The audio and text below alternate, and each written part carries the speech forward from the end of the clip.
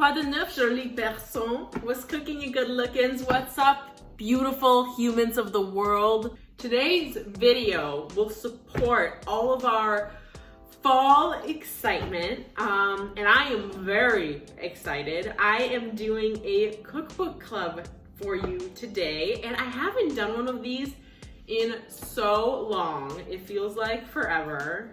I know I posted one not that long ago, but I haven't filmed one in a very long time. And I've decided to stick to the cookbook we've been cooking from. That is Jubilee. Just so y'all can take a gander at the beautiful cover once again by Toni Tipton-Martin. Check her out, look her up, read all about her. She's an incredible woman, and what we've learned with some beautiful and incredible recipes. Today, we're doing a kind of fall recipe. Let me see, y'all. I'm not even prepared the slightest. So today we are creating chicken and dumplings. One of my favorite soups is chicken and dumpling soup, and I haven't had it in so long. So as soon as I saw it in this book, I knew I had to create a video and make it, and today is the most perfect day for some chicken and dumpling soup. It's a little hazy outside. It's still a little warm, but it's definitely got that crisp in the air. It's a little chilly, and I just cannot wait to fill my belly with chicken and dumplings. So let's get our fall on, let's get to cooking, let's get to learning, and let's do it. So I got everything prepared. It looks like we're going to start with making the gravy sauce, and then when the time comes for it to just cook for a little while, we're gonna make the dumplings. So starting with the gravy, here I have chicken parts from a full chicken. I tried to use as much of it as I could, obviously. And now what I'm going to do, I've pat them dry to make sure that the water on the chicken doesn't freak out with the oil, the butter that we're going to fry these babies in. So now I'm going to season it with, I think the recipe calls for 2 teaspoons salt, 1 teaspoon black pepper, and half a teaspoon of paprika. So basically just this, seasoning mix. I'm going to just kind of sprinkle it all up in there.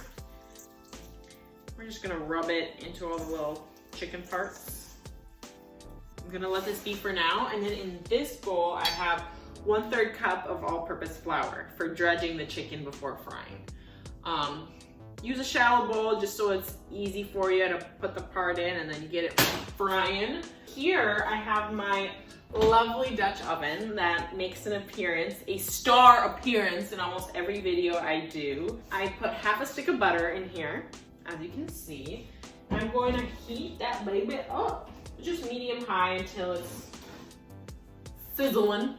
A few moments later. Okay, so we have the butter sizzling.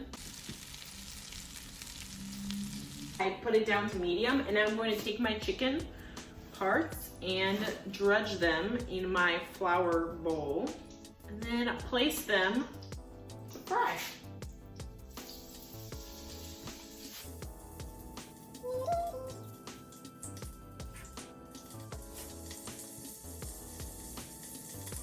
You don't want to overcrowd the pan, so this is going to take some time for you to get through all the chicken. Do do do do do do do do do do do. Okay, yeah, so I'm basically going to cook this chicken up, get it all cooked, 8 minutes per side, get it well brown, put the chicken on a plate, and then I'll be right back with you. Finally complete. So while the butter's still on, still hot, we're going to throw in the holy trinity. Carrots, celery, onion. 1 cup diced onion, half a cup diced carrots, and half a cup of diced celery. We're gonna put it in that hot oil.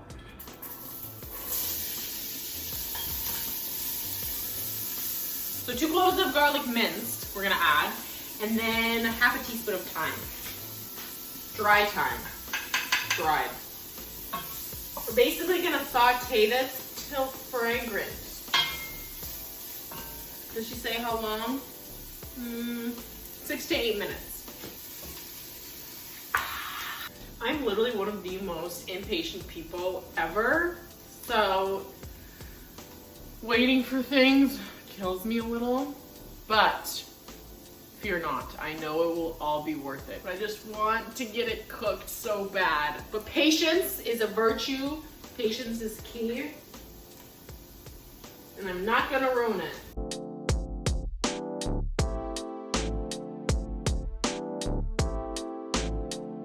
So once you've sauteed that enough, when you feel like the onions are translucent, the veggies look a little darker, more caramelized, it's fragrant, I think these are really good. We're going to add our chicken stock and white wine. So 4 cups of chicken stock and half a cup of white wine. And when we do this part, we're gonna wanna scrape the bottom as we pour it in and get all the yummy like caramelization off the bottom and into the liquid. Half a cup of wine. And we're just gonna stir it all in. We're gonna salt it a little.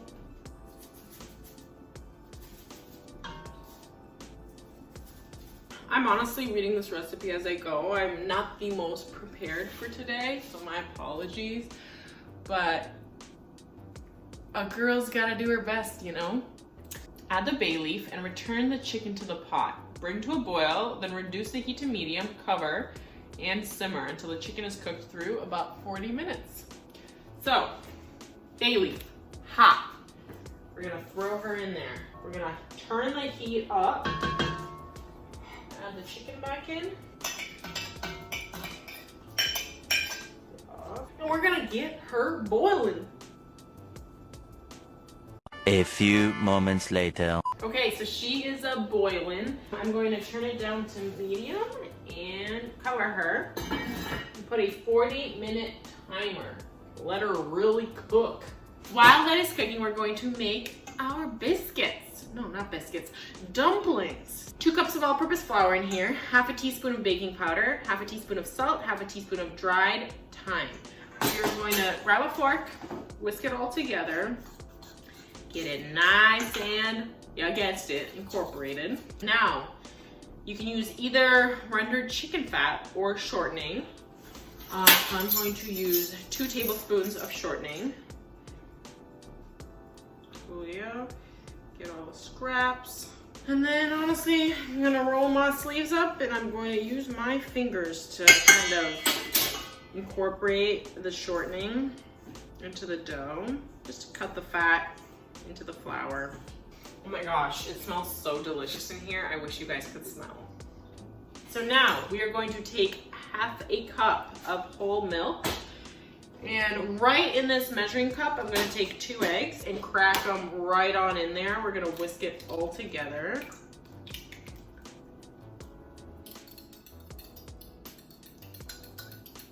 Okay. Now we're going to stir the mixture into the flour mixture, stirring just until a sticky dough forms. Turn the dough out onto a lightly floured work surface and knead for 5 minutes.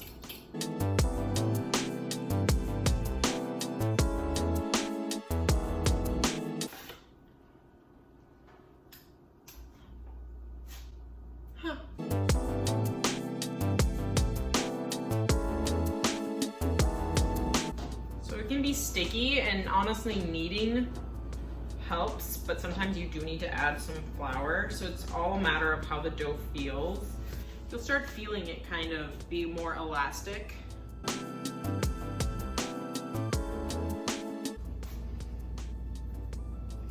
How cute. Okay, so we are going to wrap it in plastic wrap, put it in the fridge for half an hour, get it all chilled up.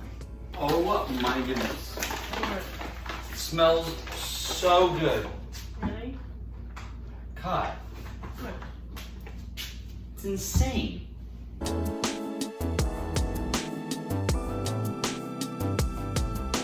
And honestly, I would say that is about 1/4 of an inch. Easy peasy. You know what? Here we can get a little creative. I'm going to try my best to do exactly as Toni wants us to do, but you know, they turn to be different shape, different sizes. I hope that that isn't the end of the world.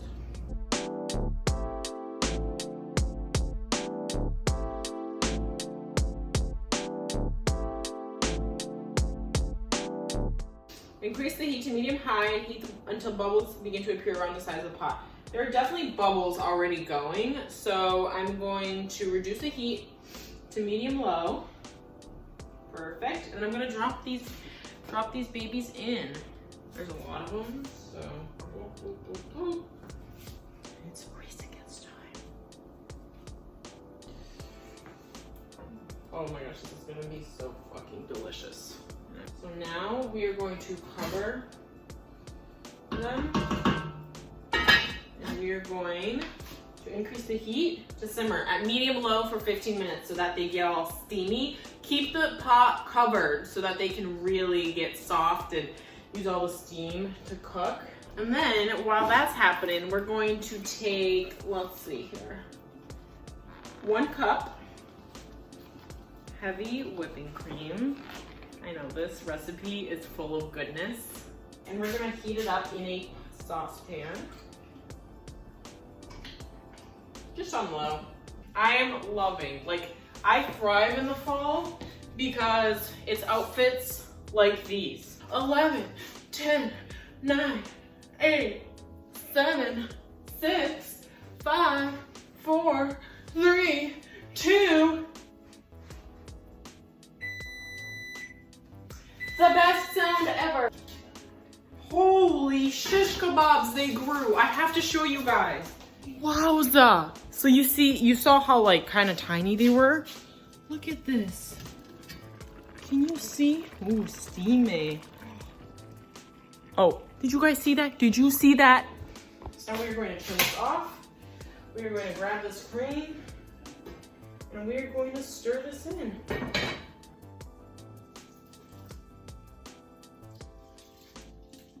Yes, queen.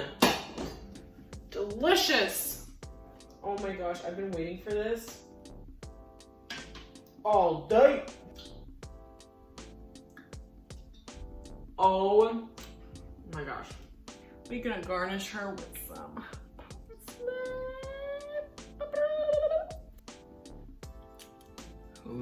hot. Oh my god, it tastes so good. Ah, I'm so impatient.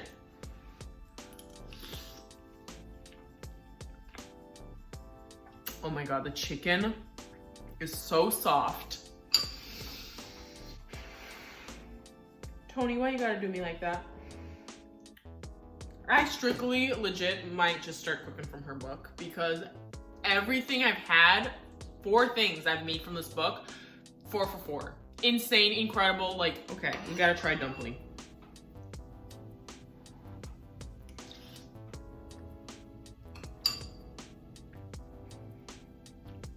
This is unreal.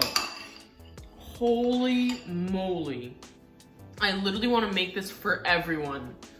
This completely turned my day around.